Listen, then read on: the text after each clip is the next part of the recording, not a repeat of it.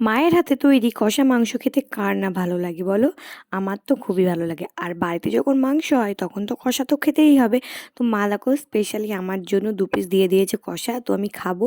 কারণ এটা আমার বাড়িতে মাংস হলেই এটা আমার জন্য ফিক্সড একদম। আমি না খেলে কেউ খেতে পারবে না। মানে ফার্স্ট আমি। তো দেখো আমাকে চাখতে দিয়েছিল। আমার খুবই ভালো লেগেছে। তো খাওয়া-দাওয়া সেরে নিয়ে স্নান-টান করে আমি সোজা চলে গেলাম আমার গন্তব্যস্থলে। কারণ আমার আজকে একটু দরকার আছে রানাঘাটে। তো সেই উদ্দেশ্যে বেরিয়ে পড়েছি। আর ট্রেনে উঠে দেখি ট্রেন প্রচুর ফাঁকা। যেহেতু এটা গেদে যাবে তো সেজন্য ফাঁকা ছিল। তো দেখো আমার জায়গায় আমি এসেছি। আর স্টেশনের পরে সবাই যাচ্ছে বনগাঁ ঠাকুরনগরে। তো আমার এই দৃশ্যটা না আমি ফার্স্ট টাইম এত কাছ থেকে দেখলাম। তো দেখো বাসে করেও কত লোক এসছে। মানে এই ফার্স্ট টাইম আমি এত কাছ থেকে দেখলাম। তো মানে নিজেকে কন্ট্রোল করতে না পেরে ক্যামেরা সামনে ধরেছি। আর ওখানকার লোকজন এত চেঁচিয়েছে, দেখো আমি ক্যামেরাটা জাস্ট সাইড করে নিয়েছি। মানে আমি ওদেরকে আর ভালো করে ভিডিও করতে পারলাম। সবাই আমার পাশেই নেমেছিল।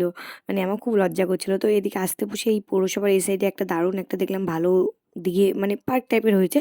তো বাইরে থেকেই ভিডিওটা করে নিলাম। তো চলো আজকের মতো টাটা, দেখা হচ্ছে নেক্সট কোনো মিনি ব্লগে।